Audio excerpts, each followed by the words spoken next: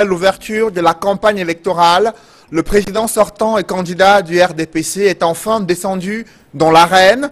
Sans surprise, il a choisi Marois pour dévoiler son programme énergétique, sa stratégie agricole et sa politique sécuritaire.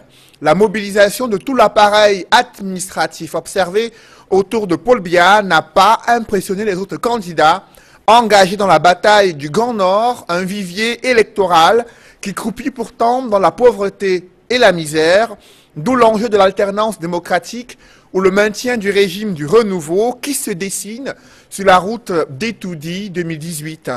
Pour garantir l'organisation de cette élection présidentielle, les conditions sécuritaires doivent être réunies, notamment dans les régions du nord-ouest et du sud-ouest. À la veille de la célébration de la réunification du Cameroun, les autorités déclarent 48 heures de couvre-feu dans les régions anglophones, un air d'état d'urgence dans le chaudron de la crise anglophone. Cette situation politique préoccupante est loin de reléguer au dernier plan les inquiétudes de l'opposition sur l'indisponibilité des cartes électorales, la vraie fausse affaire de l'utilisation du téléphone portable et la centralisation des bureaux de vote. Depuis 1992, un scrutin présidentiel n'a pas autant cristallisé l'intérêt de l'opinion publique et la communauté internationale. Ses critiques à l'encontre des processus électoraux en Afrique et son implication dans les affaires africaines politiques ont été contestées dans les discours de plusieurs dirigeants africains lors de l'Assemblée générale des Nations unies à New York, aux États-Unis. Dans le paysage géopolitique, l'interventionnisme international se fait-il dans l'intérêt de résoudre les conflits en Afrique ou alors de protéger les intérêts de ces puissances étrangères? Ces problématiques constituent l'ossature de droit de réponse ce dimanche. Mesdames, Messieurs, bienvenue dans cette émission où le choc des idées fait jaillir la lumière des analyses effectuées sur ce plateau. Et à l'occasion de cette édition de droit de réponse, je reçois sur ce plateau Edouard Fauchivet. Bonjour. Bonjour. Vous êtes militant du RDPC, également expert des questions de logistique et transport. Merci d'être avec nous ce dimanche. C'est un plaisir, surtout en ce moment où le candidat Biya est rentré dans l'arène. Vous comprenez la joie d'un militant du parti. Nous en parlerons tout à l'heure. Sur ce plateau, avec nous, Maître Moustapha Ngwana. Bonjour. Bonjour Cédric, je suis heureux une fois de plus de me retrouver sur votre plateau, mais je n'ai pas le même enchantement que M. Edouard Fauchivet, dont le candidat a montré une fois de plus qu'il nargue les Camerounais au plus haut point. Avocat panéliste présent sur ce plateau, il est éditorialiste et consultant sur droit de réponse. Edmond Kambia, bonjour Edmond. Bonjour M. Noufélé. Merci d'être avec nous encore ce dimanche.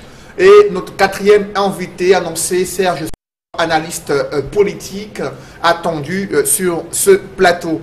J'aimerais commencer avec vous, Edouard Fauchivet, première sortie de Paul Biya, candidat du RDPC à l'élection présidentielle. Sans surprise, il a choisi Marois, chef de l'extrême nord. Quelle est votre analyse du discours de campagne de Paul Biya?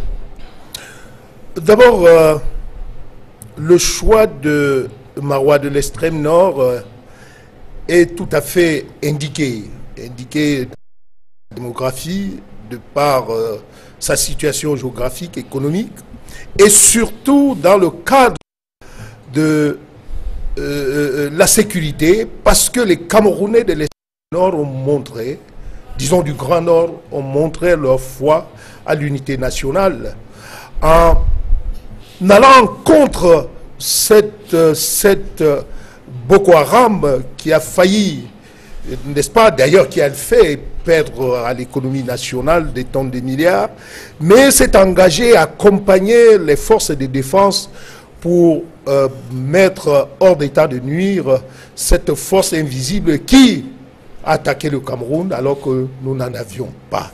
Donc c'était le cadre réservé pour le candidat Biya, normalement de communier avec ce vaillant peuple. Et une fois de plus, comme vous avez dit, à travers ces 10 points, n'est-ce pas, montrer à cette population, n'est-ce pas, l'offre qu'il présente afin d'être reconduit comme le président de la République. Et nous, oui. Je vous en prie, allez-y. Et vous voyez, la particularité du discours présidentiel en termes de l'offre est resté le véritable, ce problème d'hydraulique de l'énergie, parce que le Grand Nord aujourd'hui souffre des barrages dont les investissements n'ont pas pu atteindre dans les résultats, et il était tout à fait indiqué de leur présenter une fois de plus cette offre, parce qu'en réalité, plus que jamais aujourd'hui, le Cameroun peut jouer le rôle de plateforme de distribution de l'énergie dans la sous-région. Il faut dire à ce sujet que le président sortant, candidat du RDPC, a parlé de réhabilitation des anciens barrages et de la mise sur pied d'une politique d'énergie solaire. À ce sujet, maître Moustapha Ngwana, vous avez suivi le discours de campagne du président sortant, candidat à sa propre succession, Paul Biya, qui a choisi Marois une fois de plus pour lancer sa campagne. Quelle est votre analyse à la fois du choix de la destination, la toute première destination de son meeting politique et son discours? Il faut dire que s'agissant du choix de la ville de Marois, c'est un choix qui est, de mon point de vue, on ne peut plus logique, étant entendu que la région de l'extrême nord est celle qui a la plus forte population électorale, population à même de pouvoir voter, dont le plus fort électorat se trouve à Marois. Mais également parce que le président de la République, Paul Biya, a toujours considéré les populations de l'extrême nord comme du bétail électoral, il faut le dire, parce qu'il estime qu'à l'extrême nord, les gens vont continuer à voter sans véritablement réfléchir. Mais il faut dire vraiment une chose, c'est que nous sommes un peu plus surpris par la tenue que prennent les débats depuis que cette campagne électorale a été lancée. On fait l'effort d'éviter de pouvoir parler du bilan de M. Biya, parce que c'est par là qu'il faut absolument commencer, parce qu'on parlait d'énergie, il a parlé de l'énergie, il a parlé de sécurité, il a parlé également du défi agricole. Vous avez vu, nous avons aujourd'hui une kyrielle de tracteurs qui poussent comme des champions, qui sont complètement abandonnés dans la broussaille, dans le sud Cameroun. Mais aujourd'hui, on vient vous parler d'un projet agricole. En réalité, on n'a pas de boussole. On n'a pas de boussole, donc on ne peut pas avancer. Sur le plan énergétique, il y a une kyrielle de barrages qui ont été complètement abandonnés. Aujourd'hui, on parle de leur réhabilitation. Est-ce que nous avions déjà atteint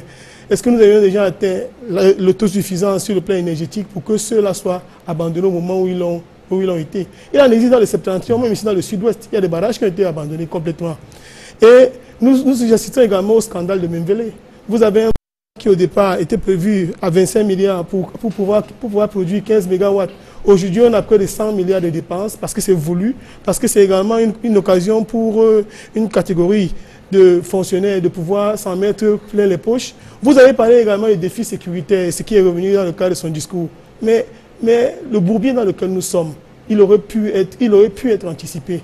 On aurait pu apporter des solutions satisfaisantes aux populations de l'extrême nord, aux populations du nord-ouest et du sud-ouest. Les problèmes de sécurité ne sont pas nés. M. Biya n'a pas compté les problèmes de sécurité. Il les a générés par la malgouvernance et la non-gouvernance. Parce qu'il faut pouvoir dire les choses, telles qu'elles sont. Vous voyez, par exemple, on arrive dans la région de l'extrême nord. C'est une région qui, économiquement, est morte. Elle est morte avec l'assèchement du lac Tchad. Pourtant, il y a un projet qu'on appelle le projet Transaqua, que le candidat Joshua aussi se propose de remettre au goût du jour. Le projet Transaqua se propose de pouvoir prendre de l'eau du bassin du Congo pour pouvoir redonner la vie à toutes les populations qui vivent autour du bassin du lac Tchad. C'est un projet sur lequel les institutions de Bretton Woods et autres ont déjà travaillé. Donc, justement, on en parlera au cours de cette émission. Il faut préciser, messieurs, il faut préciser je ne vous ai pas interrompu, monsieur. Le président sortant et candidat du RDPC estime que le plus dur de ces épreuves sécuritaires a déjà été surmonté. Il reste à restaurer, dit-il, la paix dans les régions anglophones meurtries par les exactions des groupes séparatistes. Avec vous, Edmond Kambia, sur d'abord la sortie de Paul Biya, candidat du RDPC, et ensuite son discours, alors que d'aucuns s'attendaient à un bilan exhaustif de la mise en œuvre des promesses électorales faites en 2011, toujours à Marois. Le président de la République a choisi d'évoquer de nouveaux programmes qu'il compte mettre en place s'il est réélu à la tête du Cameroun. Quelle est votre analyse à ce sujet? Oui, M. Cédric Moufele, je salue d'abord les téléspectateurs fidèles de cette émission. Je salue bien entendu tous les copanélistes ici présents. le discours de Paul Biya à Maroua était très attendu. Lui-même était déjà attendu à Maroua comme dans de nombreuses localités, chefs-lieux des régions du Cameroun. On l'attend, il faut le dire encore, au nord-ouest et le sud-ouest, et c'est fort heureusement qu'il a évoqué le sujet à Maroua. Et à ce propos, justement, il parle de restaurer la paix dans les régions du nord-ouest et du sud-ouest. Mais surtout, il demande aux populations de Maroua de gagner la bataille pour le développement. En réalité, son discours est segmenté en 3 parties. Il parle du développement, il parle de la paix et de la sécurité. Sur la sécurité, qui concerne aussi bien le nord-ouest, le sud-ouest que l'extrême nord, il parle de la nécessité pour les forces de sécurité, pour les populations, notamment les comités de vigilance qu'il a cités, en rappelant que la population a pu résister grâce aux comités de vigilance qui ont été créés. Et nous espérons qu'un statut sera accordé aux comités de vigilance qui font un travail formidable dans l'extrême nord. Mais en réalité, sur les questions de sécurité, lorsqu'il évoque le nord-ouest et le sud-ouest, il n'est pas très disserte. Il dit tout simplement qu'il est important de restaurer la paix dans ces régions. Et il évoque en passant les prétendus libérateurs. Nous pensons qu'il veut parler des forces dites sécessionnistes dans ces régions-là. Nous aurions souhaité. Certes, il a évoqué également le dialogue, parce qu'il a parlé de fermeté et dialogue. C'est-à-dire, en réalité, le bâton et la carotte. Et comme je le disais tantôt, il n'est pas allé davantage sur ces questions. On espère que le moment venu, lorsqu'il ira probablement à Boya ou à Bamenda, il nous en dira davantage sur la manière de restaurer la paix et la sécurité dans les régions qui ont des problèmes. Maintenant, sur les batailles concernant le développement, parce qu'il a dit qu'il faut gagner la bataille du développement. Il a même rappelé et dit qu'il est important que la région de l'extrême nord soit développée parce que c'est une région qui regorge du minerai et du pétrole. Il a parlé de l'exploration et même de l'exploitation. Donc, cela présage d'un futur, ce sont des perspectives. Et j'ose croire que cela concerne ce qu'il a considéré comme étant les opportunités dans l'extrême nord et peut-être aussi dans les autres régions du Cameroun. Parce que ça fait partie de ces slogans de campagne. Les grandes opportunités et la force de l'espérance. Le président de la République, candidat à sa propre succession, qui évoque la ligne de chemin de fer en Ngaoundéré jusqu'à N'Djamena via Kousseri, sans pour autant évoquer le calendrier d'exécution de ce projet vieux d'une dizaine d'années. Sur ce plateau avec nous, Serge Soran. Bonjour et bienvenue. Vous êtes analyste politique. Vous avez suivi de près ce premier discours de campagne de Paul Biya, président sortant et candidat du RDPC. Quels sont les faits saillants que vous avez relevés dans ce discours? À proprement parler, dans le discours du président, il n'y a rien de nouveau. Vous avez dit vous-même qu'il est revenu sur des projets dont les études datent déjà de 15 ans. Donc, probablement, ces études sont déjà à remettre à jour. Vous avez parlé des événements sécuritaires auxquels il a fait allusion et sur lesquels l'État du Cameroun n'a jamais pris soin de faire la clarté. Parce que, au fond, la déstabilisation de l'extrême nord est liée à quoi? À Boko Haram. Et un rapport parlementaire datant de 2015 avait largement établi la naissance de Boko Haram. Donc, les sont des acteurs. Et donc, le Cameroun s'était même laissé, à un moment donné, son territoire comme une certaine base arrière. Ça veut dire que sur le plan sous-régional, sur le plan de l'intégration africaine, qui est en fait le levier qui peut favoriser le développement, qui va garantir la paix, le gouvernement du Cameroun est resté longtemps en arrière. Ce qui veut dire en clair que pour ceux qui nous gouvernent, il n'y a pas encore un saut vers le cap d'une rupture, d'une refondation, d'une nouvelle technologie de gouvernance qui peut garantir tout ce que tous les Camerounais souhaitent. Et cela me permet simplement de dire une chose, que nous sommes à un virage et que paradoxalement, on n'a pas l'impression que les anciens paradigmes et les anciens chemins soient placés sur un vecteur d'exclusion pour des nouveaux, que ce soit pour le président lui-même et son équipe. Parce que n'oubliez pas, il y a les pays comme la Chine qui ont un parti unique et qui en 60 ans ont changé à la fois et de politique fondamentalement et plusieurs fois de dirigeants. Il y a des pays en Afrique qui ont moins que le Cameroun et qui se sont développés sans les leviers de développement auxquels le chef d'État fait allusion. Ça veut dire que nous ne sommes pas sur la bonne voie. Nous ne sommes pas sur la bonne voie. Et je ne pense pas que le 7 octobre, si les Camerounais ne font pas un véritable saut, et j'ai peur même en faisant le saut qu'ils fassent le saut vers l'aventure, mais le souhait quand même qu'il y ait une rupture. Justement, alors, vous venez de suivre les appréhensions des analystes politiques et autres panélistes sur ce plateau. Édouard Fauchivé, le président sortant, candidat du RDPC, qui ressuscite de vieux projets. Les promesses électorales paraissent évasives à entendre les autres panélistes sur ce plateau. Est-ce que vous partagez ce point de vue? C'est tout à fait normal que l'avis du SDF ou bien de l'analyste qui à l'entendre parler, on comprend qu'il a fait son choix puisqu'il a dit que le 7 octobre, il ne faut pas que le peuple puisse s'aventurer. Et quand il a dit ça, ça veut dire qu'il veut voir le RDPC bouter. Mais je voudrais d'abord revenir sur ce qu'il a dit par rapport au Boko Haram et lui dire qu'il a fait mauvaise analyse.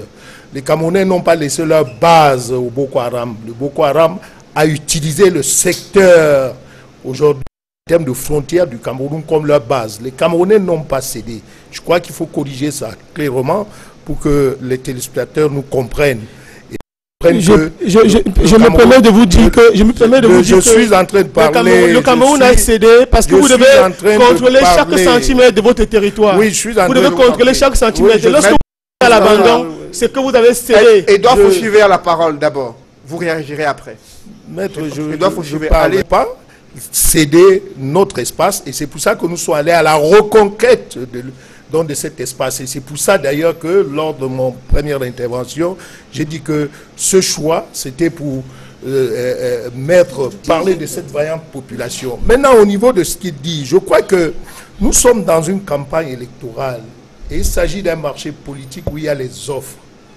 L'offre que présente le candidat, notre candidat du RDPC, est à la face maintenant de consommateurs politiques, que sont donc les électeurs. Et je crois que qui mieux que les populations du Grand Nord, de l'extrême Nord, pour apprécier plus que jamais ce que le président a dit. Par rapport à ce que vous parliez tout à l'heure de fer, ce chemin de fer est déjà dans le cadre de la sous-région Tchad-Cameroun, à travers la convention de 99.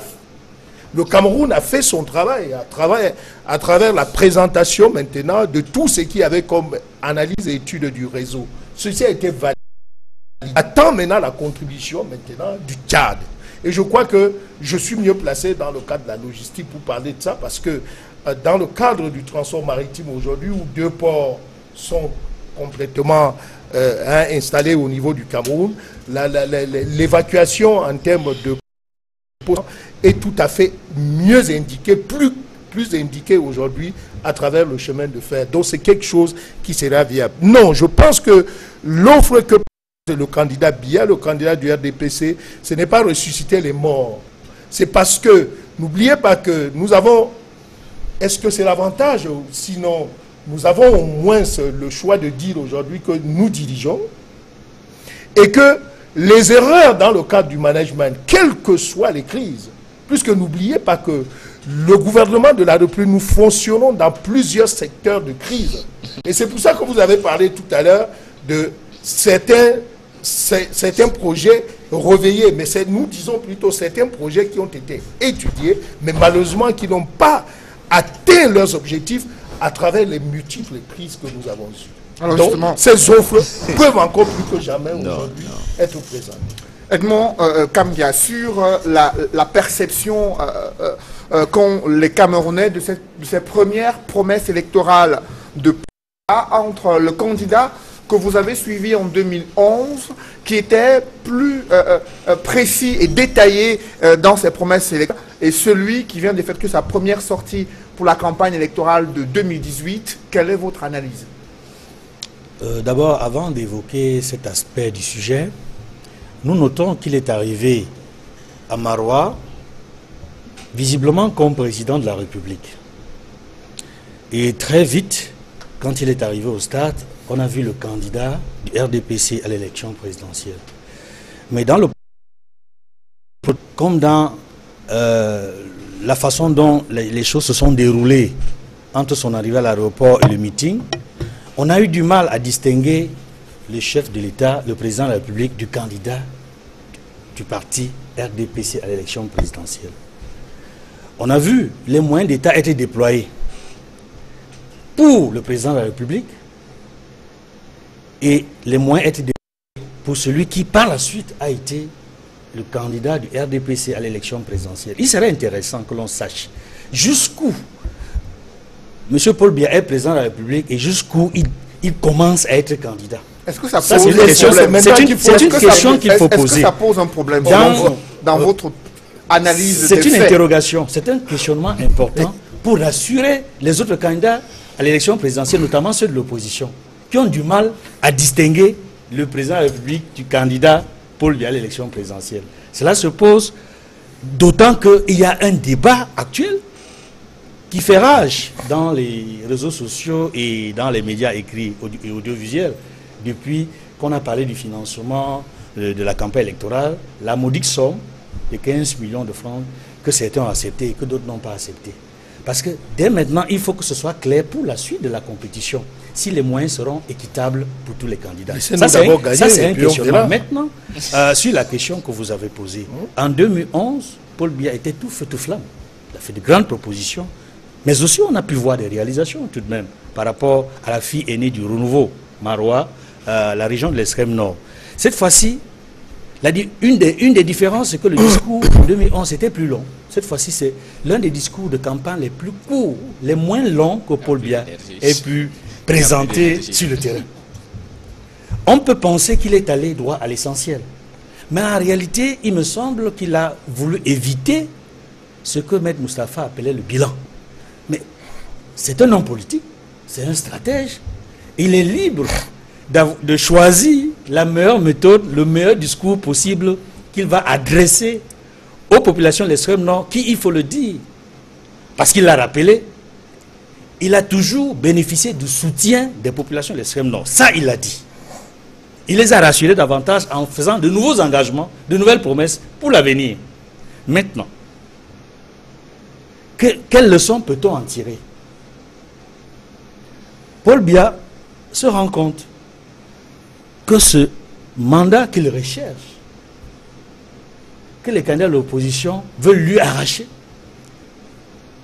est un mandat pour lequel il doit être très fin dans l'approche. Ne l'oublions pas, c'est son entrée officielle en campagne. C'est son premier meeting, c'est son premier discours d'ouverture. Et j'observe qu'il a essayé, je le disais tantôt, de dire l'essentiel, d'éviter les sujets qui fâchent. Même sur la crise anglophone, il a dit effectivement l'essentiel. Mais je disais tantôt, il n'a pas été très discret pour qu'on sache davantage sa position par rapport aux propositions qui ont été faites, par exemple, par la société civile, par les religieux. Et le président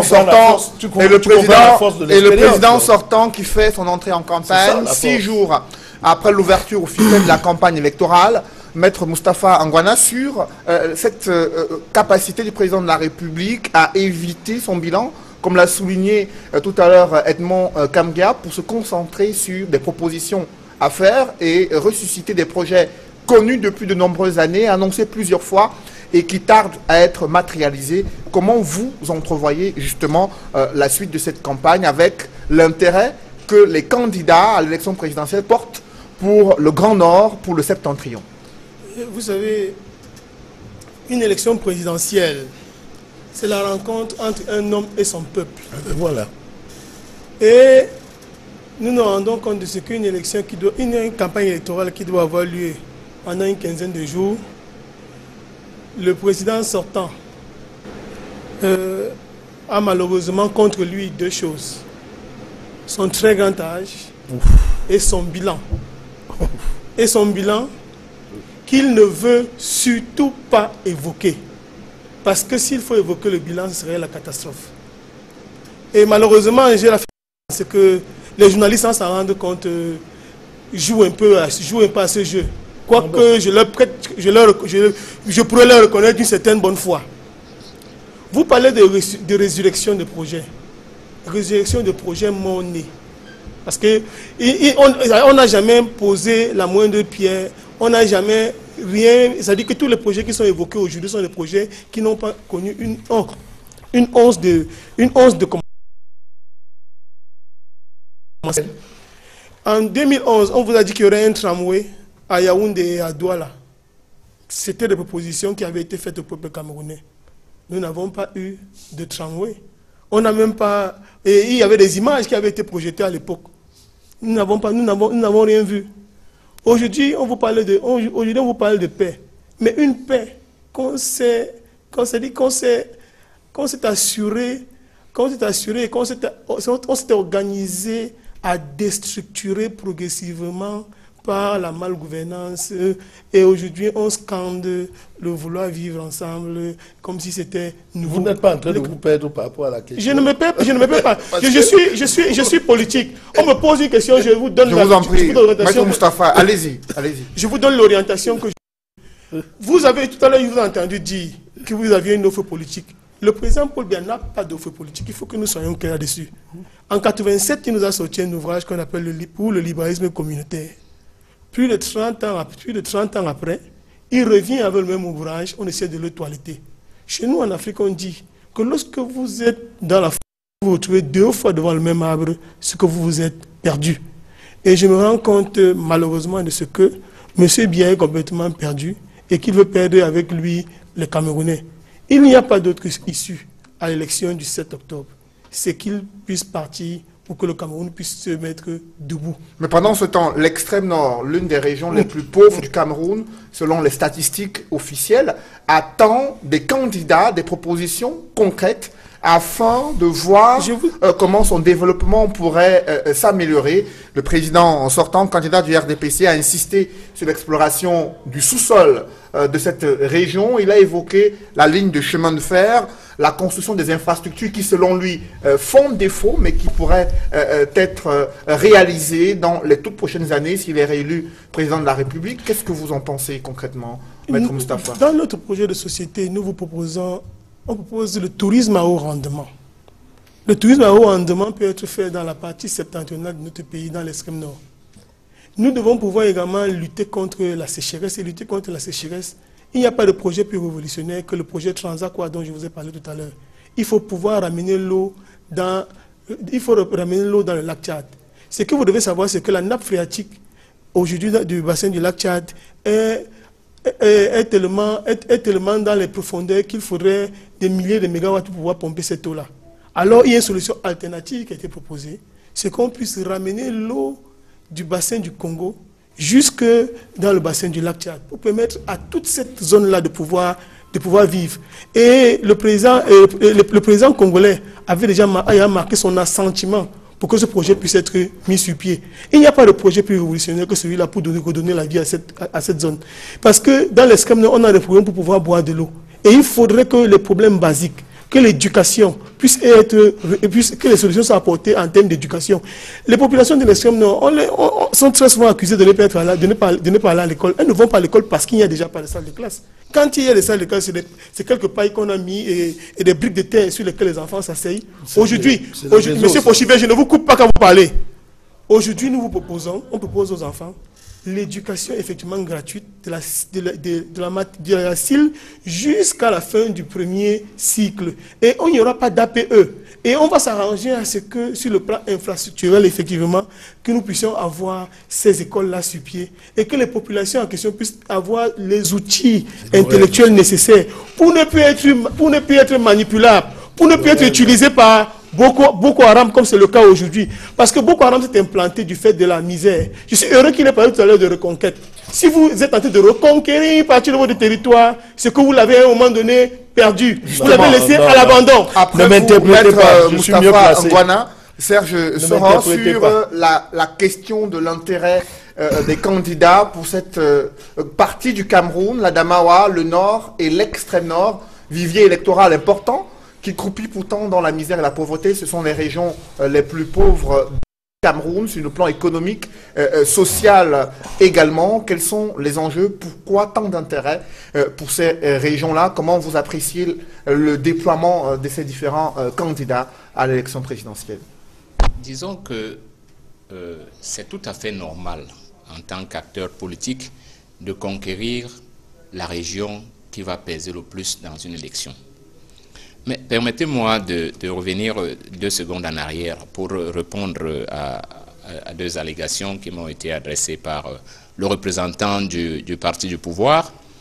Déjà, laissez-moi vous dire qu'il y a eu une réflexion qui avait été commise, le projet Cameroun, qui a été soumise à tous les candidats et jusqu'à présent, beaucoup n'ont pas semblé nous dire si elle était dans le même sens que leur proposition. Pour dire quoi? Qu'il y a au moins 3 choses. Parce que lorsque vous avez envoyé votre invitation, j'ai vu dans le programme qu'il y avait une évaluation à mi-parcours. Quand on regarde les 4 dernières élections présidentielles, tant en chiffres que dans maillage territorial, on a l'impression qu'il y a une lassitude qui s'est installée. Et il fallait qu'on interprète cette lassitude. Que ce soit du côté du parti au pouvoir ou du côté des autres candidats à la conquête. On a l'impression que les gens se sont fatigués et qu'ils souhaiteraient que soit les anges, soit les fantômes viennent les aider à gagner, alors que la victoire est possible d'un autre point de vue, même si stratégiquement les choses n'ont pas été faites comme ça. Pourquoi les gens vont vers le nord? Eh bien, les gens vont vers le nord parce qu'ils savent qu'on est en politique et que les gens ont des fiefs. Et si je pars de l'évaluation telle que vous avez demandé dans votre programme, de la Damawa à l'extrême nord, le Cameroun a déjà été, disons que l'ensemble du territoire est actuellement coupé en 4 grandes zones électorales, d'après les premiers déploiements de campagne. Vous allez voir, et nous avons de la Damawa jusqu'à l'extrême nord et à l'est. On a l'impression que là-bas, il y a déjà un vainqueur. Objectivement parlant, je dis scientifiquement, que ce soit, on prend 3 critères. La présence médiatique, même vous-même ici à Equinox, quand je regarde vos reportages, on a l'impression que dans ces 4 régions-là, il y a un parti qui est presque totalement présent à tous les jours, à toutes les heures et partout. Il y a l'axe sud-ouest-nord-ouest qui est abandonné. On dirait que c'est un abandon organisé. Et là où il n'y a qu'une seule personne aussi. Ça aussi, ça a un effet. Ça a un effet. C'est voulu. Ce n'est pas un hasard. Ce n'est pas un hasard parce que je ne pense pas que ceux qui ont souhaité que le Cameroun soit avec K soient vraiment ceux qui ont créé le conflit là-bas. Après, il y a le grand littoral et une partie du centre où les jeux semblent ouverts. J'ai été très impressionné hier par quelque chose qui s'est passé à Edea, où le parti du pouvoir a organisé un très grand meeting avec un grand déploiement et il n'y avait personne. Il n'y avait personne à Edea, ni même ses alliés. Parce que j'ai entendu dire que l'Union des populations du Cameroun avait officiellement pris son cas. Je suis militant de l'UPC, je ne sais pas. Il n'y a jamais eu de décision officielle de nos instances dirigeantes à ce sujet. Et justement, à Edea, où nous avons un maire, j'ai vu 2 représentants de ce parti au meeting de soi-disant l'allié. Ce qui veut dire que si le chef d'État, qui connaît ce maillage, la 4e zone étant justement, qui ressemble un peu au littoral, mais où il sait que d'autres leviers vont jouer, vous allez comprendre même le sens de la réduction de ses descentes sur le terrain.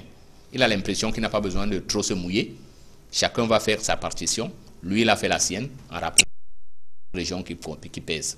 Maintenant, ce que moi je voudrais que les Camerounais comprennent, c'est que les jeux, même 1% de chance à une élection, les jeux ne sont pas faits. Parce que le premier, ce n'est pas déjà la victoire Hikeknoun, surtout pour cette élection.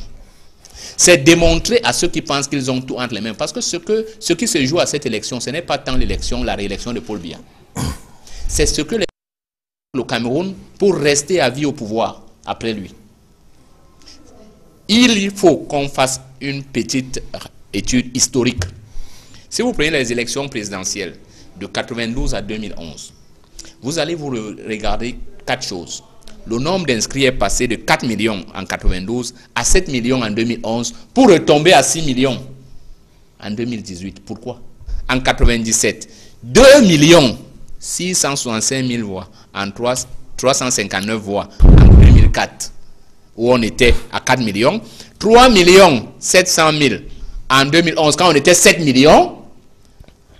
Ça veut dire que maintenant, si nous sommes à 6 millions et que le Nord sera à 2,6 millions, quel est son calcul? Il sait à peu près quelles sont les voix qu'il a et il sait ce que les autres ne doivent pas. Justement, Edmond Kambia, sur l'analyse de ces enjeux électoraux au regard de cette répartition à la fois des différents viviers observés dans le Grand Nord, le Grand Littoral, l'Est et l'Ouest, est-ce que les autres candidats, leur déploiement pour justement amorcer cette alternance démocratique, est-ce qu'on se dirige vers cette grande bataille au-delà du Grand Nord? Je pense que la grande bataille a commencé par le Grand Nord. On a vu la plupart des candidats y aller plusieurs fois. Au début, d'abord dans la phase de pré-campagne, on a vu des candidats de l'opposition aller dans le Grand Nord, dans les régions de la Damawa, du Nord et de l'extrême Nord.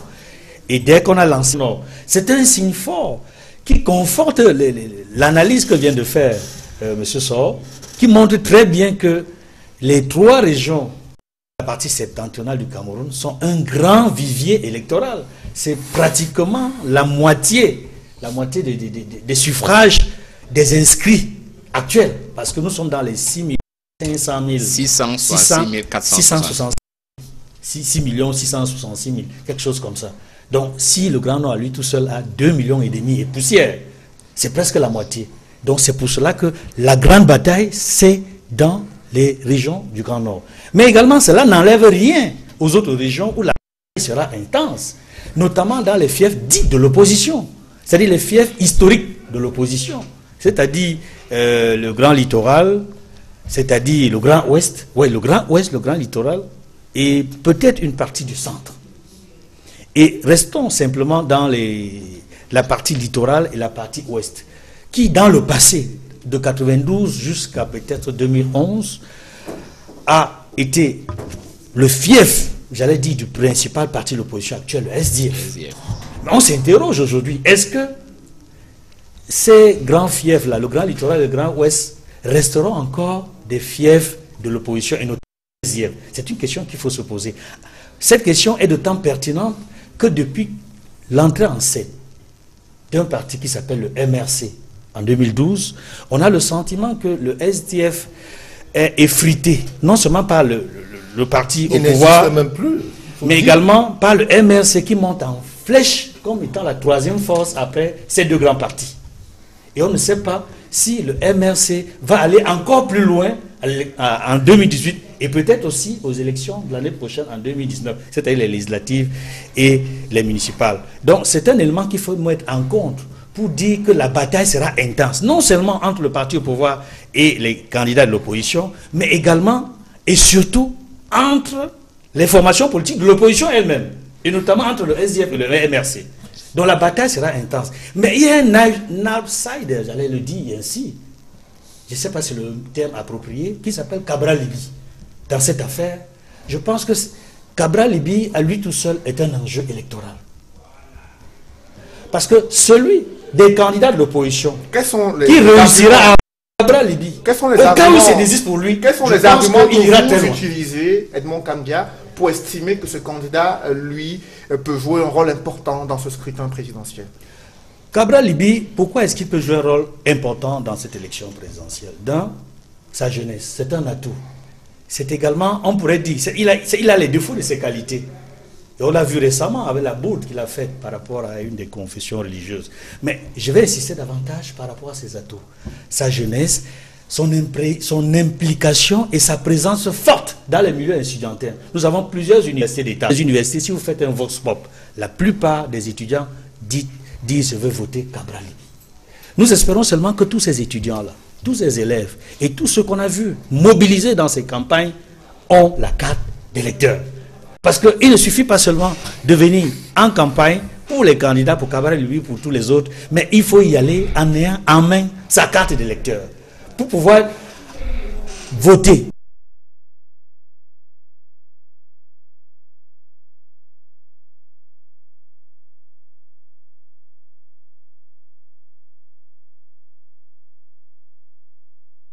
Aujourd'hui.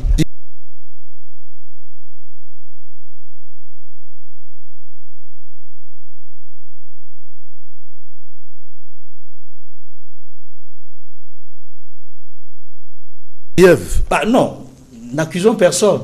Il a peut-être été vilipendé par des militants ou sympathisants de certaines formations politiques, je peux dire ainsi, à cause de sa jeunesse ou alors à cause de son passé. Ce sont vos ministres du RDP qui le vilipendent.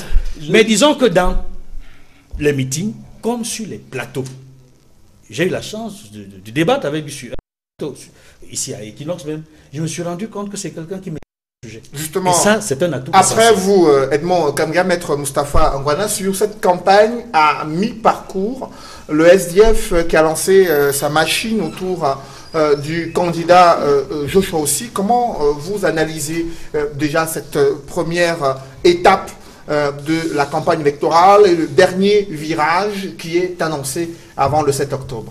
Vous savez, il y a une très forte communion entre le candidat Joshua aussi et le peuple. Je vous ai dit qu'une élection, j'ai dit tout à l'heure, l'élection présidentielle était un rendez-vous entre un homme et son peuple. Il a fait tout le Mungo, il a fait tout l'Ouest, il est allé dans la Damawa et aujourd'hui il est dans la partie septentrionale. Et il avait été dans la partie septentrionale pendant plus de 2 semaines dans la période qui est la campagne électorale pour toucher du doigt les réalités des uns et des autres et pouvoir également, d'une certaine manière, créer une véritable fusion entre lui et les populations de ces régions-là. Lesquelles populations ont cessé d'être du bétail électoral. Parce que comme vous voyez, j'ai également assisté au meeting, j'ai également été à la télévision. Nonobstant les grands moyens mis ou bien déployés par le RDPC, j'ai la faiblesse de penser, on me demande le bilan à mi-parcours. On n'a pas demandé le bilan à mi-parcours du RDPC, je vous en prie. Pourquoi est-ce que vous êtes en peine chaque fois qu'on prend la parole? Personne ne vous coupe sur ce plateau. Donc, nous avons remarqué qu'il y a des déploiements qui sont faits sur le terrain, malgré les gros moyens qui sont mis par le parti d'en face, ils n'arrivent pas à mobiliser. Vous avez également suivi avec nous cette séquence qui s'est déroulée à Candidat pour vendre notre projet de société, pour notre programme politique, je vous l'ai dit, et c'est pourquoi il est dans le Grand Nord. Mais un des enjeux les plus importants, et qui est au-delà même de la seule mobilisation, c'est celle de la présence dans les bureaux de vote. C'est peut-être anecdotique de le dire. Nous sommes allés il y a des antennes communales de l'ECAM dans la région du centre où notre président régional est allé pour déposer la liste de nos représentants. Le chef d'antenne était on ne peut plus surpris et était hésitant à recevoir parce qu'il y a fort longtemps qu'aucun parti d'opposition ne s'était présenté dans ces zones. Et nous avons compris tout cela. Nous étions à 49% en 2011 de présence dans les bureaux de vote. Cette élection-ci a ceci de particulier qu'il y a eu une certaine maturité, il y a une maturité sur la politique. Il y a une véritable offre programmatique. Et il y a également une offre stratégique. Parce que les partis politiques apprennent de leurs erreurs. Aujourd'hui, je peux vous garantir que nous serons présents dans tous les bureaux de vote, du nord au sud, de l'est à l'ouest. Et vous savez, l'un des principaux défis, c'est celui de pouvoir endiguer la fraude. Endiguer la fraude, c'est être présent dans les bureaux de vote. Parce que quand vous n'êtes pas là, s'il n'y a eu que 10 électeurs, à la fin de la journée, on remplit le en disant que 500 personnes ont voté pour le candidat qui était le seul présent dans les bureaux de vote. Alors nous avons compris cela. C'est pourquoi depuis le mois de mars, vous avez vu, nous avons un quartier général. Et nous sommes en train de travailler sur le plan stratégique. Et nous avons également tous les moyens pour pouvoir comptabiliser le soir de l'élection. Donc à mi-parcours, on ne peut plus satisfaire par ce qui a été fait par notre candidat et ce qui est encore en train d'être fait. Nous aurons 2 méga meetings à Yaoundé le 5 et ici à Douala le 6, où les uns évaluer la perspicacité, l'efficacité de tous les efforts de mobilisation que nous avons fait jusqu'ici. Donc nous pouvons rassurer les Camerounais qu'au soir du 7 octobre, avec l'offre politique que nous avons proposée et qui a contraint M. Biya à aller retoiletter son libéralisme communautaire, que nous allons l'accompagner sereinement vers sa retraite. Et sur la route d'Etoudi 2018, ce problème décentralisation des bureaux de vote, mais aussi d'une rumeur, des allégations sur l'interdiction des téléphones portables durant le scrutin présidentiel a agité cette semaine l'opinion publique, mais aussi les différents candidats. Édouard Fauchivet, vous avez certainement vu cette image avant le démenti des LECAM à ce sujet, interdiction de téléphones portables durant le jour du scrutin. Comment vous avez réagi à ce sujet? Oui, je voudrais d'abord faire une remarque. La remarque, c'est que le temps de parole, quand vous aviez fait 16 minutes entre Soro et Moustapha, et 6 minutes avec votre collègue, et que le RDPC, le représentant que je suis, ne parle que de 3 minutes, vous comprenez qu'il y a quelque chose. Donc, j'ai dit ça. Votre répartition n'est pas la mienne. Lorsque j'ai dit ça, je vous donne la parole. Lorsque j'ai dit, vous pouvez vous exprimer simplement. Lorsque j'ai dit, répartition équitable de la parole ici sur ce plateau. Lorsque j'ai dit ça, allez-y. Et que lors de la présentation, mon cher. Lors de la présentation de vos invités, M. Soré était comme un analyste et qui se déclare maintenant comme un nupéciste. Vous comprenez que j'ai face à moi maintenant 2 partis d'opposition et le RDPC. Je voudrais que nous avons 3 candidats. Donc, nous avons 3 candidats, si c'est le cas. Et l'UPC n'est pas candidat à l'élection présidentielle. Je voudrais donc, je vous en prie. Je voudrais donc... ne perdez pas votre sérénité. Moustapha, permettez à Édouard Fauchivet de s'exprimer. Ne perdez pas votre sérénité. Moustapha, merci. Édouard Fauchivet, vous avez la parole. Avant de répondre à votre question, je voudrais revenir sur la précédente qui est importante à savoir, puisque le RDPC ne vous a pas déblayé aujourd'hui son analyse à mi-parcours. Je me réjouis du fait que l'UPC sur ici et le SDF comprennent aujourd'hui que l'élection présidentielle étant l'offre d'un candidat vis-à-vis de son peuple va en profondeur du pays pour la recherche de voix. Je voudrais tout simplement dire, au vu de l'analyse que M. Son nous a faite, dit simplement que, mais vous vous réveillez maintenant, le RDPC a aujourd'hui une élection présidentielle se gagne à travers les élus locaux, sénateurs, députés et les maires et conseillers. Et lorsque j'ai dit ça, et que ce n'est pas un calcul mathématique, et que je vois en termes de représentativité, parce que aller en profondeur, ça veut dire que vous trouvez au moins un maire ou un conseiller, ça veut dire que le RDPC, dans le cadre maintenant du triangle national, à cette représentativité et le travail politique se fait au niveau de la base. Notre analyse à mi-parcours dans le cadre de notre parti est tout simple. Le porte-à-porte a pris racine et tous les élus locaux font ce travail que votre candidat est en train de faire parce que n'étant pas représenté au fin fond de Matoufa, je dis ça pour que vous compreniez que vous ne pouvez même pas retrouver ça au niveau d'une carte.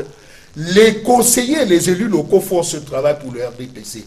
Et maintenant, pour revenir en termes maintenant de l'aspect macro, oui, pour les 6 millions, cher Soro, mais vous oubliez que le RDPC aujourd'hui, dans le cadre de ces militants comptabilisés, nous avons 3 816 militants. Donc, ça fait 66. Militants. Oui, je parle. Statistiquement, avec 4. Je parle. Vous pouvez le prouver. Mais laissez-moi venir. Je parle. Vous pouvez être un fabulateur. Ça fait 66%. C'était un fabulateur. Laissez-moi un fabulateur. Vous pouvez compter vos militants.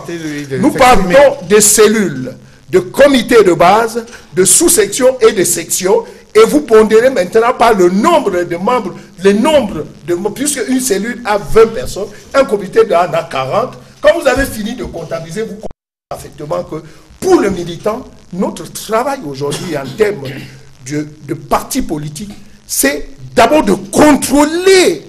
Même le Parti communiste chinois n'a pas autant de militants. Qu'est-ce que vous voulez que je fasse? Donc c'était donc pour vous dire que nous n'avons pas de problème au niveau ça ressemble au sondage. Ça ressemble au sondage. Et maintenant, vous appliquez tous les jours. Je vous en prie, messieurs. Et nous n'avons pas de problème au niveau de la couverture. Et maintenant, sur l'organisation de cette élection présidentielle, maintenant, Édouard Fauchivet, sur les inquiétudes qui ont été émises cette semaine, inquiétudes sont levées. Concernant justement les inquiétudes sont l'utilisation de téléphone portable. Est-ce qu'il y a eu des soupçons d'une volonté des pouvoirs publics et de l'organe en charge d'organiser les élections de vouloir manœuvrer durant ce scrutin? Autant je suis concerné par les résultats de notre parti. pour cette continuité que nous recherchons. Autant l'organe qui est chargé du contrôle et de la gestion des élections et les CAM a fait directement son démenti. Vous n'allez pas dire que nous cherchons aujourd'hui plus que jamais cette élection, que cette élection soit plus que crédible. Donc, ceux qui ont, vous comprenez tout de suite que ceux qui ont déclenché dans les réseaux sociaux, c'est effectivement ceux qui ont perdu depuis la baraque. Quand je dis ça, je vois tout simplement le SDF, qui est aujourd'hui en ballottage, parce que ce n'est pas contre nous maintenant que le SDF se bat. C'est contre les autres partis pour être au moins ce qu'il était dans le temps. Vous avez compris l'analyse de chute. Qu'aujourd'hui, vous allez au résultat du siècle, vous allez voir ce qu'on appelle un plongeon. Prendre les autorités administratives dans la région du Nord-Ouest où aucun mouvement de personnes est désormais autorisé durant 48 heures, interdit de pointer son nez dehors durant ces 2 jours, décision des autorités administratives, sauf une autorisation spéciale, ont-elles précisé dans un communiqué. Comment vous appréciez ces mesures restrictives des libertés? Je dirais que, comme citoyen, parce que je vais vous répondre à 2 niveaux, comme citoyen d'un pays qui eût été normal, c'est une bonne décision. Parce que le pays est en danger, il y a une guerre civile. Mais comme acteur politique qui a pendant 3 ans interpellé le gouvernement sur la menace qui pesait sur le Cameroun, la menace d'une guerre civile, je l'ai dit, on peut retrouver les archives. C'est de la panique liée à la mauvaise gestion. Tout à l'heure, quand j'ai pris mon premier propos, j'ai dit en lisant, vous m'aviez demandé le bilan à mi-parcours, mais je l'avais pas fait. Et je vais lier les 2 choses. Le déploiement du RDPC se caractérise par une hésitation, une peur de la rupture, la confusion qui a conduit à l'impasse. Et leur offre, heureusement que leur représentant ici l'a reconnu, ils sont rentrés en arrière. Ça veut dire qu'ils sont rentrés vers un produit périmé. Mais il y a beaucoup qui se font de l'argent avec des avaries. Je le leur concède. Il y a dans le monde de nombreuses personnes qui se font de l'argent avec des produits avariés. Et je pense que c'est leur cas. Mais je dis que dans le contexte où nous sommes, si nous avions eu l'occasion, comme tout le monde a peur de nous, ils ont fait ce qu'ils ont fait, vous avez vu tout à l'heure, il a commencé à parler de l'UPC, ça veut dire que même dans la tombe, l'UPC continue à leur faire peur. Si nous avions eu l'occasion de gérer cette crise à leur place, nous n'en serions pas là. Parce que c'est le peuple qui donne. Ce n'est pas le peuple qui donne, ça s'arrache. Les chiffres le montrent. Et vous êtes en train de l'arracher de la plus mauvaise des manières. C'est pour ça que l'implosion du Cameroun est à votre porte. Nous avons la guerre dans 3 régions et vous avez décidé d'aller aux élections. Il n'y a pas de décision plus absurde que celle-là sur les intentions réelles de ceux qui nous gouvernent. Heureusement que le peuple camerounais est mature et il a décidé de ne pas céder à la provocation, parce que c'est une provocation. Moi, je vous dis, voici le scénario. Ceux qui pensent qu'ils vont remplacer Biya voudraient qu'il y ait le chaos pour qu'il reste au pouvoir et se réorganise ad vitam aeternam. Voici le chaos. Et la solution, ils ont très bien joué, il faut le leur reconnaître, parce que même le malin sait jouer. Ils ont très bien joué et ils ont créé la confusion. C'est pour ça qu'ils se battent même, parce que j'observe les débats souvent.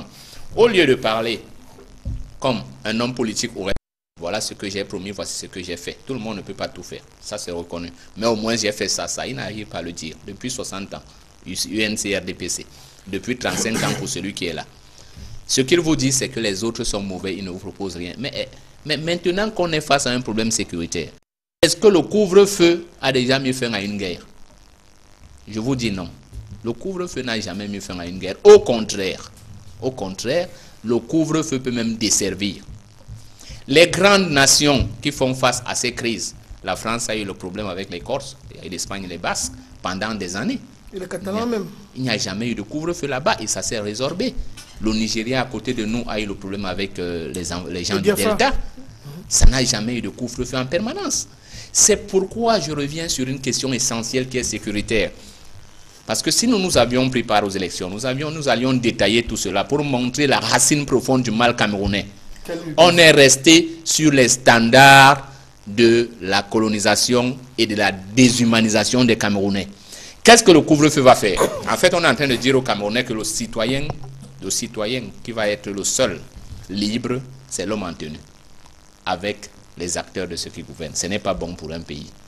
Ce n'est pas bon pour un pays de faire quoi? C'est un peu comme les contrôles routiers, vous savez, tous les barrages qu'on met sur les routes pour dire qu'on contrôle. Ces barrages n'ont jamais été efficaces. Justement. Mais on les maintient pour déshumaniser les citoyens. Alors, sur la question de ce couvre-feu désormais instauré dans la région du Nord-Ouest et certaines villes anglophones du Sud-Ouest, à la veille de la célébration de la réunification, ce fameux 1er octobre, Edmond Kamgia, comment appréciez-vous cette mesure prise par les autorités administratives? Quel est l'enjeu d'une telle décision? Oui, d'abord il faut dire que c'est une mesure de sécurité préventive prise par les autorités compte tenu du contexte sociopolitique qui règne dans ces régions-là, dans le Nord-Ouest et le Sud-Ouest notamment. Il faut dire ensuite que c'est une mesure qui a été expérimentée à plusieurs moments pendant cette crise anglophone qui s'est transformée en guerre dans ces localités-là. Et on peut faire un peu le bilan de ces mesures-là et on se rendrait compte que ça a été plus ou moins efficace, mais il y a eu des bons et des mauvais côtés. Mais parce qu'il y a eu des mauvais côtés, je voudrais dire que j'ai quelques appréhensions par rapport à cette mesure qui est prise à la veille du 1er octobre, lorsque l'on sait que ce n'est pas la première fois que les populations du Nord-Ouest et du Sud-Ouest font des manifestations pour commémorer la réunification. C'est-à-dire, en réalité, c'est depuis un an simplement qu'il y a un nouveau sens à ce 1er octobre. Non, parce qu'ils cherchaient quelque chose, il faut le dire. C'est depuis un an seulement. Oui. Parce que officiellement et traditionnellement, c'est la commémoration de la réunification. C'est-à-dire ce jour où nous sommes mis ensemble, c'est-à-dire les deux entités, le Cameroun oriental et le Cameroun occidental. C'était ça, c'est la signification profonde. C'est pourquoi on n'oublie pas ce jour-là, que chaque fois le 1er octobre, nos frères du Nord-Ouest et du Sud-Est se sont levés le 1er octobre. Parce que visiblement, les pouvoirs en place depuis Aïdjo n'ont pas donné un véritable sens au 1er octobre, qui est ce jour des retrouvailles. Donc, aujourd'hui, de décréter cette mesure-là, j'ai très peur. Ça risque d'être contre-productif, compte tenu justement de la guerre qui sévit dans ces deux régions. Je crains fort que malgré cette mesure qui a été prise, qu'il y ait des mouvements et qu'il y ait peut-être des morts. Justement, l'idée, non, j'ai dit que c'est une mesure de sécurité préventive normale et importante, mais j'ai dit que j'ai des appréhensions parce que ça peut créer d'autres types de problèmes, parce que l'administration pouvait encadrer l'éventualité des manifestations. On l'a vu, même lors des meetings. Rappelez-vous, il y a eu des cas. D'ailleurs, en temps normal, pendant la période électorale, on ne devrait pas interdire les meetings aux partis de l'opposition. Les sous-préfets qui s'y sont hasardés ont violé mal pendant la période électorale. On ne devrait pas interdire les meetings aux partis de l'opposition. Les sous-préfets qui s'y sont hasardés ont violé le code électoral. Parce que j'ai assisté, par exemple, au lancement du meeting du MRC à Bonabéry, qui avait été interdit pour des raisons qui ne tiennent pas debout. Et fort heureusement, il y avait une trentaine de véhicules de police et gendarmerie, y compris un camion à eau. Mais ils se sont comportés avec responsabilité. Et tout s'est bien passé. Parce qu'ils ont bien encadré ce meeting, qui avait été interdit pourtant. Cela signifie qu'il est possible d'encadrer les meetings de l'opposition au Cameroun. C'est pour dire que même cet événement, qui est redouté le 1er octobre dans les régions nord et sud-ouest, peut être encadré sans qu'on ait à prendre une mesure d'interdiction ou de couvre-feu. Alors face à l'escalade de violences meurtrières dans les régions anglophones, les autorités administratives ont choisi le couvre-feu, disent-elles, pour protéger les populations d'éventuelles attaques des groupes armés séparatistes dans les régions anglophones. Maître Moustapha Ngwana, comment appréciez-vous la stratégie gouvernementale mise en place pour éviter qu'il y ait une autre escalade de violence durant ce 1er octobre, qui est une date importante pour ces groupes armés séparatistes? Il y a un peu plus de 6 mois, j'avais été invité sur ce plateau par une de vos collègues. Je faisais valoir ici qu'il était important qu'une solution soit trouvée à cette crise avant le mois d'octobre. En réalité, on s'y met un peu au petit bonheur la chance. Parce que, voyez-vous, On sait que le 1er octobre est une journée agitée au Cameroun, particulièrement dans les régions anglophones. Et c'est une journée qui allait être encore plus sanglante cette année, parce que voyez-vous, l'année dernière, il n'avait pas d'âme, mais il y a eu une querelle de mort. Aujourd'hui, où on se rend compte qu'il y a effectivement des groupes armés qui écument la région anglophone, on aurait pu ouvrir la porte véritablement au dialogue, la porte à la réconciliation, pour qu'advenue la date des élections, ou bien la date du 1er octobre, que les choses puissent se dérouler en toute sérénité. J'ai bien peur pour notre pays. Moi, je ne suis pas un acteur de l'apocalypse c'est-à-dire que prédire ce qui se passera le 1er octobre. En tout cas, je ne le souhaite pas. Je souhaite que les choses se passent de manière un peu plus pacifique. Mais je crois que la stratégie qui est mise sur pied par le pouvoir gouvernant est malheureusement la pire qui aurait pu être choisie. Parce que vous imaginez que voici déjà 2 années que le mal a atteint son pic. Une 3e année où les enfants ne vont pas à l'école. Le chef de l'État n'a pas daigné se rendre dans les 10 régions. On n'a pas daigné se rendre dans les 10 régions. Et aujourd'hui, ce qu'on va faire, c'est de restreindre la liberté d'aller et venir, qui, il faut le rappeler, est un droit qui est constitutionnel. Parce que quand vous lisez le préambule de Constitution, la liberté d'aller et venir est un droit fondamental. Donc ce n'est pas un droit qui peut être manipulé avec autant d'inconséquences comme le fait aujourd'hui monsieur le gouverneur de la région du Nord-Ouest. Nous aurions souhaité donc, comme je le disais, que les choses se passent différemment. Et il ne faut pas perdre de vue que, contrairement à ce qu'a dit mon frère d'à côté, il n'y a pas que 3 régions au Cameroun qui sont attaquées. En réalité, il n'y a que 2 régions qui n'ont pas encore été attaquées. Parce que quand vous voyez Boko Haram, l'onde de choc de Boko Haram, c'est tout le septentrion. À l'est, nous avons la Séléka. Quand vous arrivez à l'ouest, vous avez les villages de Fongo Tongo, Fonsolé et consorts qui sont attaqués depuis les Bialem et autres. Quand vous arrivez ici dans le littoral, tantôt on vous dit Penambo, Kombanga et consorts qui sont attaqués. Donc en réalité, il n'y a que 2 régions qui ont une forme d'accalmie. Donc les solutions véritables doivent être trouvées. Et elles doivent être trouvées par une personne qui a encore le dynamisme de l'âge, la capacité de pouvoir se rendre dans les 10 régions, de proposer des solutions véritables. Parce que je doute fort, c'est un exemple qui a été pris peut-être plusieurs fois, mais vous ne pouvez pas mettre un buste là devant cet immeuble, un bus de 80 places, et on vous dit que le conducteur a 86 ans et qu'il faut qu'il vous amène en Banga. Vous descendrez et moi avec vous. Donc aujourd'hui, le président bien ne peut plus trouver de solutions. C'est ce qu'on appelle une espèce de cocktail qu'on met sur les jambes de bois. En réalité, c'est des solutions qui ne peuvent rien apporter. Parce que vous pouvez gagner l'accalmie d'une journée ou bien de 2 jours, mais vous n'allez pas résoudre la crise. Comme disaient les Espagnols, venceréis, pero no convenceréis.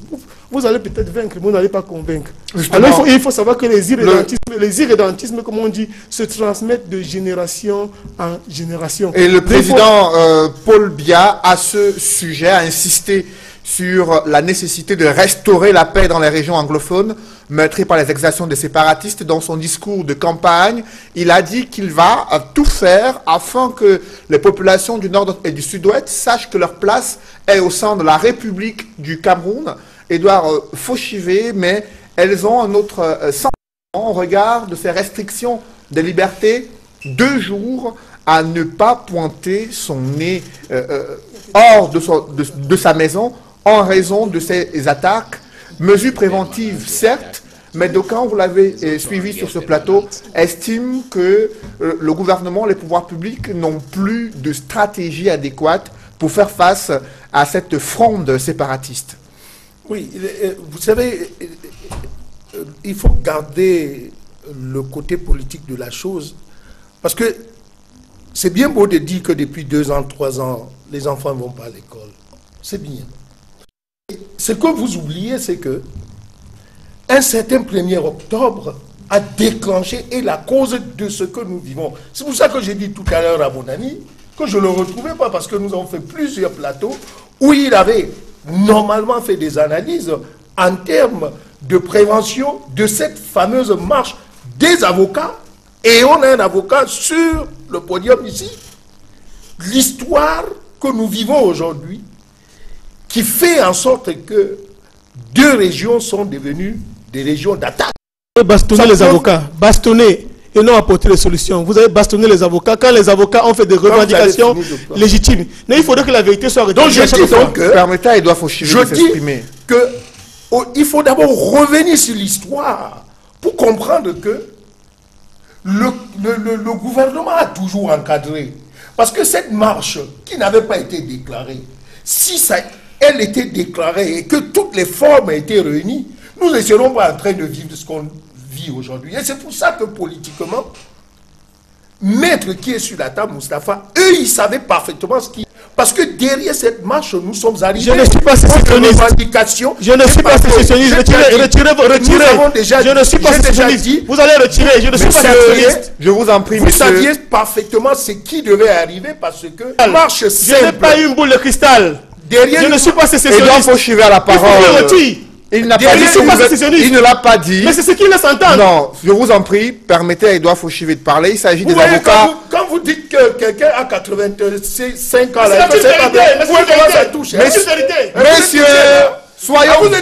messieurs, soyons polis et courtois. Lorsque vous marchez, Edouard Fauchivé, sur la question qui vous a été adressée, je vous en prie, allez directement jusqu'au bout de votre pensée. Je disais donc que lorsque cette marche avait été organisée, le politique, et quand je dis politique, c'est ceux qui ont leur siège politique dans ces régions, savaient parfaitement que la revendication de la forme de l'État devait être. Et cette revendication a pris aujourd'hui possession du milieu politique, à savoir le fédéralisme. Aujourd'hui, Edouard Fauchivé, on est dans une escalade de violence meurtrière. La situation est très importante sur le plan social, économique. Il y a un désastre assez important. Alors, le fait de prendre 48 heures de couvre-feu, 2 jours, à cause de cette date du 1er octobre, est-ce que la stratégie est bonne? C'est ce qu'on appelle la force de l'État. Ça, c'est la force de l'État. La force doit être permanente. La force doit être permanente. Maître, je vous en prie, permettez à Edouard Fauchivé de s'exprimer sur la question. C'est parce que c'est là où je vais arriver. C'est la force de l'État. L'État ne peut plus aujourd'hui, plus que jamais, laisser qu'il y ait des désordres. Ce genre de désordre ou des revendications, même si on a laissé dans le temps certaines revendications de commémoration se faire, ces genres aujourd'hui ne peuvent plus se faire pour déboucher dans le côté politique. Et lorsque j'ai dit ça, il revient maintenant au gouverneur, au sous-préfet, au préfet, de prendre certaines décisions pour l'encadrement de la paix dans le secteur administratif. Ça, c'est aussi dans le cadre du droit, et ça, c'est dans le cadre de notre Constitution. Lorsque j'ai dit ça, donc, je pense que nous sommes à une semaine d'élection. Malheureusement, le premier tombe dans la phase où nous serrons. Qu'est-ce qu'il faut aujourd'hui privilégier? Il faut privilégier aujourd'hui le mouvement de ceux qui sollicitent, veulent présenter leur offre et solliciter les voix pour cette élection de dimanche. Que les gens sortent pour revendiquer 1961. Que les gens disent qu'ils ont été trompés. Ça n'a pas d'impact dimanche. Donc je dis et je marche en disant que plus que jamais, l'autorité de l'État doit être de mise dans ces deux régions. Et donc, je suis tout à fait d'accord avec ce que les autres ont fait. Par contre, maintenant, s'il s'agit maintenant de ceux qui veulent présenter leur offre, les gouverneurs doivent comprendre que si c'est des jours ouvrables, même s'il n'y a pas de jours ouvrables, puisque nous sommes déjà en campagne, si c'est un parti politique, on doit les encadrer pour faire leur travail. Mais si les autres ne sont, si ce n'est pas dans le cadre de parti politique, pour se lever et marcher et que les avocats viennent se cacher derrière pour pouvoir revendiquer le fédéralisme, l'ordre à l'État. Alors justement, ça je serai sûr, l'analyse que fait Edouard Fauchivé sur la nécessité de restaurer l'autorité de l'État et qu'il y ait un encadrement afin que la paix puisse régner dans ces régions anglophones, que les populations soient protégées et l'intégrité du territoire défendue. Il estime que c'est une mesure nécessaire et qui a toute sa place dans le cadre de la lutte contre ces mouvements séparatistes. Que pensez-vous de son analyse? Non, son analyse est le vœu de l'intégrité et la sécurité des populations, c'est tout à fait normal. C'est un devoir régalien de l'État. Quand il exprime à travers son analyse tous les canons qu'il a exprimés, il fait implicitement un aveu d'échec. Pourquoi en sommes-nous arrivés là? Comment est-ce qu'un État a-t-il été incapable de garantir la sécurité avec des qui viennent l'attaquer avec des calibres 12? Vous pouvez m'expliquer cela? Dans un pays normal, moi je ne comprends pas.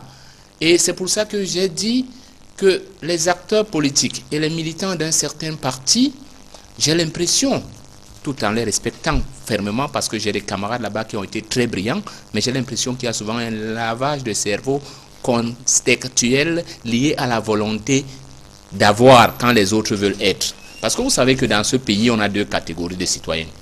On a les citoyens, quand on leur dit qu'il faut que nous ayons une patrie, ils vous disent, on a. Et ils vous ajoutent, je pense, tu suis. Ça veut dire qu'une fois qu'ils ont débité une programmation, vous devez suivre même quand ils se trompent. Malheureusement, je me permets de leur dire que le chemin est encore très long et donnons-nous la chance d'avancer. Abandonnons ce chemin qui veut que pendant que les uns pensent, d'autres dépensent.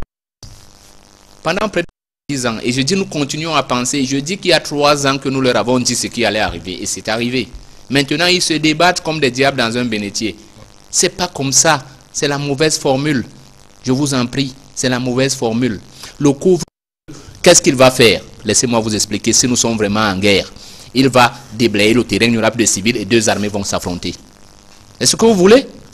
Si les sécessionnistes, peut-être que c'est vous qui l'êtes, parce que je ne comprends pas qu'ils existent. Ici, vous voyez que le Cameroun a écrit avec K. Vous savez quels sont ceux qui ont commencé? C'est pas l'UPC, vous vous trompez. S'il vous plaît, je parle au Camerounais. Je parle au Camerounais. Allez regarder vos manuels d'histoire et vous verrez que les premiers à écrire le Cameroun avec K à partir des années 50, ce sont nos frères. Faux. Si la question ce sont nos frères. Ce sont nos frères du Cameroun occidental. Monsieur Fauchivé, allez relire vos livres. Je suis désolé, peut-être qu'il ressemble beaucoup aux livres de sciences. Ce sont nos frères qui ont choisi. Il y avait là-bas 2 courants. Un courant qui voulait rester au Nigeria. Et ceux-là, leur parti ne commençait pas avec K. C'est le KNCC, le KNDP et le One Cameroun. C'était pour exprimer quoi? C'était pour exprimer leur volonté de revenir au Cameroun uni. Je suis désolé, voilà la vérité. Et ces gens ne peuvent pas être des sécessionnistes. Malheureusement, dans votre zèle, vous avez commis des bévues. Et ces bévues ont atteint leur paroxysme en février quand vous avez voulu écrire la République du Cameroun. Vous avez pris l'appellation du Cameroun oriental.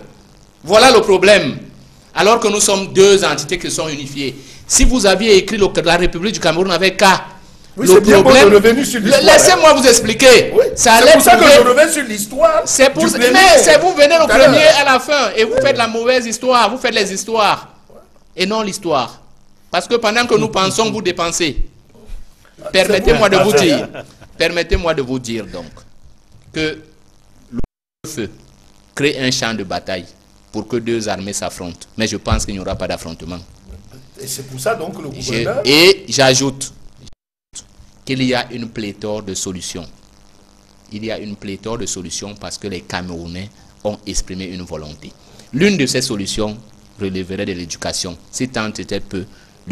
Imaginez-vous que dans ce pays... Nous sommes toujours pour le premier octobre dans 2 jours. Oui, dans ce passé, oui. Ah, parce qu'on enseigne aux Camerounais 2 histoires. Quand un Camerounais a fini son parcours secondaire au Cameroun oriental et l'un continue au Cameroun occidental, ils n'ont pas la même histoire. Après vous, on regarde l'analyse et vous en riez, et c'est désolant.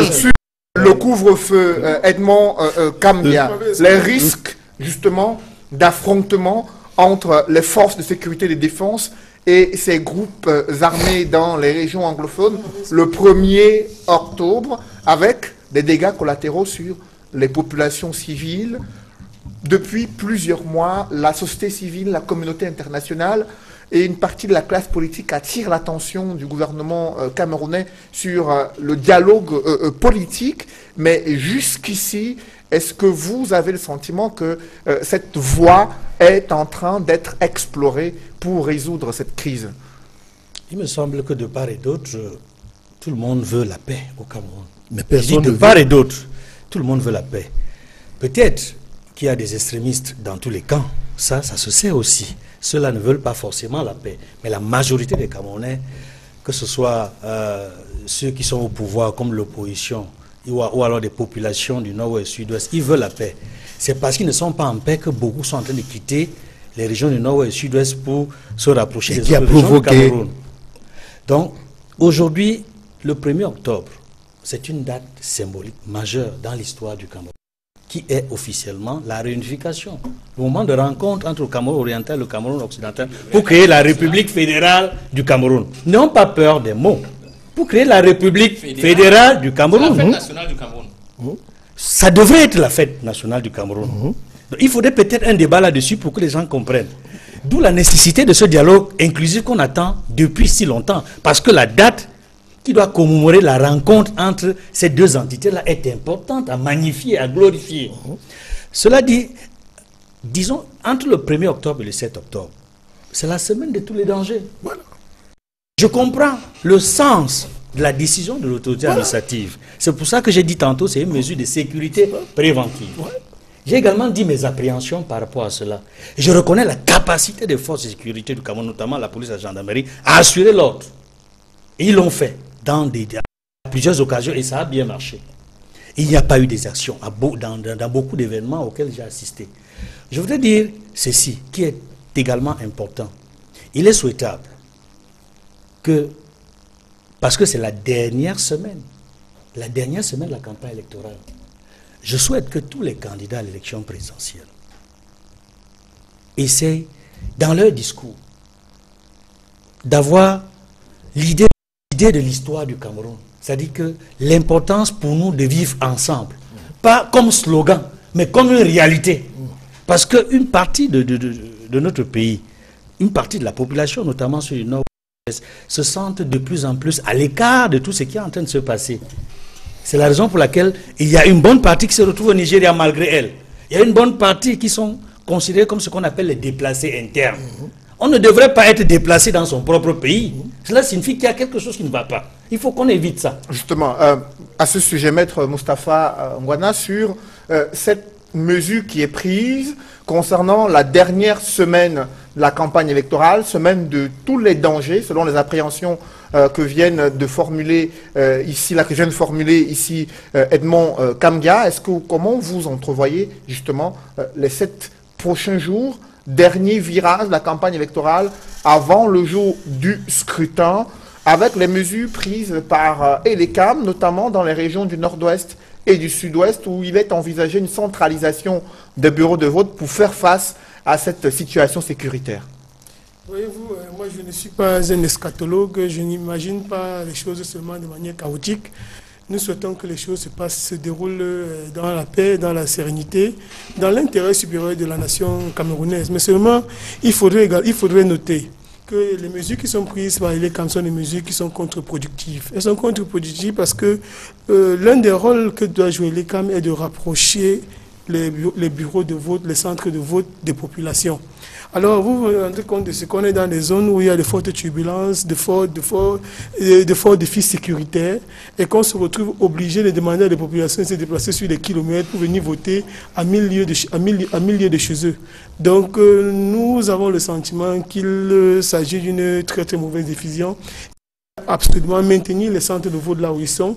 Et puisque, comme M. Fauchivé l'a fait noter tout à l'heure, que l'État a le monopole de la violence légitime au sens de Weber, l'État a le monopole de la violence légitime, mais cette violence légitime l'État doit l'exercer à tout moment, de manière permanente et non de manière séquencée et objectivée, parce qu'on a le sentiment qu'il y a une volonté de décourager les populations du nord-ouest et du sud-ouest à pouvoir participer à l'élection. Si je suis dans une... Apprenez également à écouter M. Fauchivé. Ah, c'est vous qui me dites ça. Si je suis dans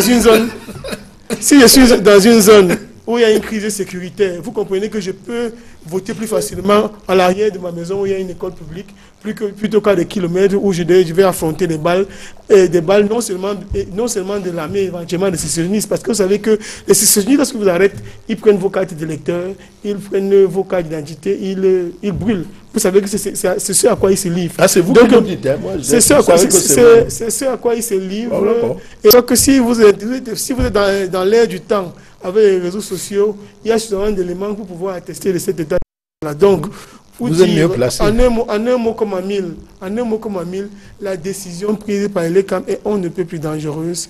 On ne peut pas. Et nous avons proposé des solutions. Lesquelles? On a proposé des solutions. On a proposé des solutions. C'est déplacé interne, ce qui est une première dans l'histoire de notre pays. Et ça arrive sous le renouveau de M. Bia, qui, dit-on, est un homme de paix. On aurait pu, puisqu'ils sont déjà dans le fichier ELECAM, avec leur CNI, retrouver leur nom et leur permettre de pouvoir voter là où ils se trouvent. Mais est-ce que les dispositions juridiques permettent cette mobilité? Mais ça, c'est l'élection présidentielle. L'élection présidentielle. Je vous en prie. L'élection présidentielle. Permettez à Maître Moustapha de s'exprimer. L'élection présidentielle a ceci de particulier. Il aime le désordre.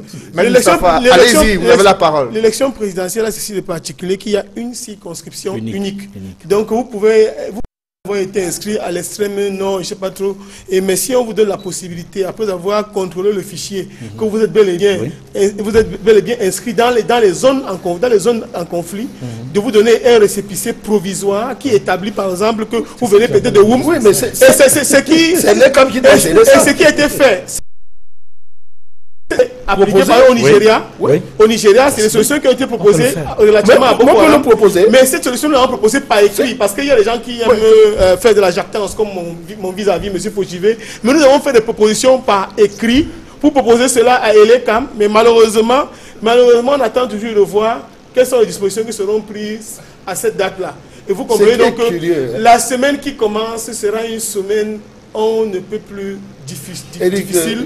Et nous espérons que les partis politiques pourront avoir la possibilité de se déployer en toute sérénité dans les régions anglophones, parce qu'il est de la responsabilité de ceux qui de garantir notre sécurité. C'est le minimum que nous leur demandons. Et j'espère que M. Fauchivé, qui se livre à des actes de désordre sur le plateau, je vous en prie, messieurs, pas de désordre sur le plateau de droit de réponse.